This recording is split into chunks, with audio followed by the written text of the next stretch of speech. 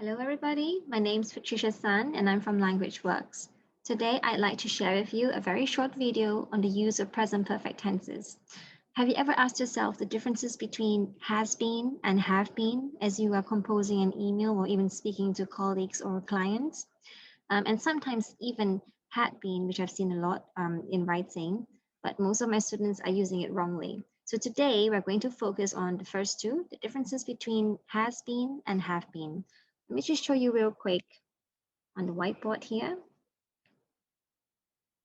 So like I mentioned, this is what we call the present perfect tenses. Okay, how do we conjugate this tense? First of all, we have to know this main rule is either has, depending on who the subject is. I have, we have, they have, you have, for example, or has. This is reserved for the third persons, he, she, or it, along with the past participle verb. You can also call them verb number 3. For example, written. These are the irregular ones that I'm going to give examples of. What else can you think of? So verb number 3, because verb number 1 is write, verb number 2 is wrote, verb number 3 is written. So to conjugate the present perfect tense, only the two helper verbs here, has or have, and only with the verb number 3, this form of the verb. Okay, so we've got written, eaten, let's say spoken, oops, written, okay, and so on. Let's add one more, been, which is what I mentioned in the first place. Okay, so when do we say I have written this proposal? And when do we say he has finished his dinner? I'm going to draw you a very quick grammar timeline. So here we have the past, and then here we have the present. Pardon my ugly scribble with my finger. And we're all here right now. So right now, this tense is definitely a present tense. No argument about that. Although an event may have happened in the past, it could be 20 years ago or 2 minutes ago, a few seconds ago. The key thing here is it must begin from the past and lead up to the current situation of now, and then you use it. Hope that's clear. So I'll give you some examples. If I start with I, definitely it's got to go with have. So depending what I want to write, I have written a new proposal. Simple sentence. So what does this mean? I'm using present perfect tense. This is my verbs here, have written. That means fairly recently, or you can even add the word just in the middle. I have just written a proposal. Okay, so it's not in the past. It's still connected to now because I'm telling you now, and that's new information for you too. So right now, so you know, I have just written this proposal.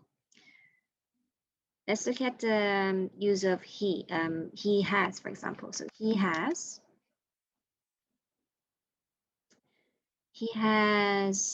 been, which I'm supposed to actually give you examples of. He has been, a simple one. He has been well. So what does this mean?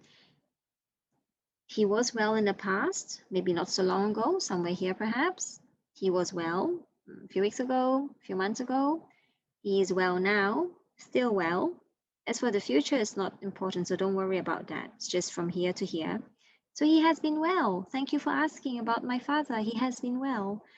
So you know how we use this present perfect tense like this. And of course, it means he is well now. But from the sometime in the past up to now, he has been well. Thank you for asking. Okay. So I'm supposed to actually give you an example of I have been. So let me do it now. I have been,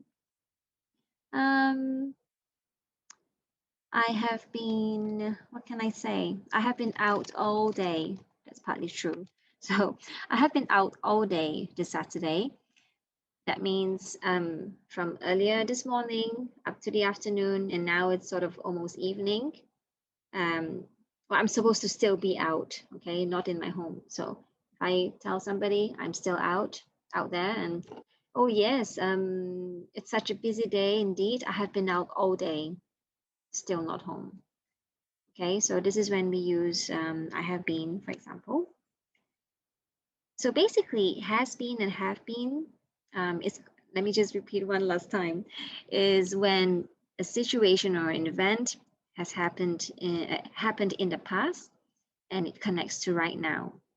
At the moment of your speaking or telling somebody about your experience, it has to connect to now. If it's completely over or it's got nothing to do with now, please don't use this tense. Use the past simple. All right. So I think yeah, that's all I will explain in this short video. It's supposed to be short. And think about the question forms, perhaps, before we actually finish. Think about the question forms of the present perfect. How do you ask somebody something that it has to do with their life experience? So, have you been? Have you ever been to Japan? Or have you been to Mexico? And you answer, I have never. I've never been to Mexico. Or yeah, I've not been. Okay, so we use this tense because perhaps we don't know if any up from before up to now, it's true that we have not been, but who knows, in the future we may be there. Again, that's not really the focus. So remember, it's from past to present, and it must have something to do with now. Okay. That's all I have for today. If you've got any questions or if you want to try writing out the question form of the present perfect tense, feel free to do so in the description box below here, and I can reply you, and we can further explore how this wonderful tense is used every day by native speakers. It must be used every day, okay? Because it's that common. All right, now I will leave you with this tense, and until the next time when we meet again. Thank you very much for listening. Bye.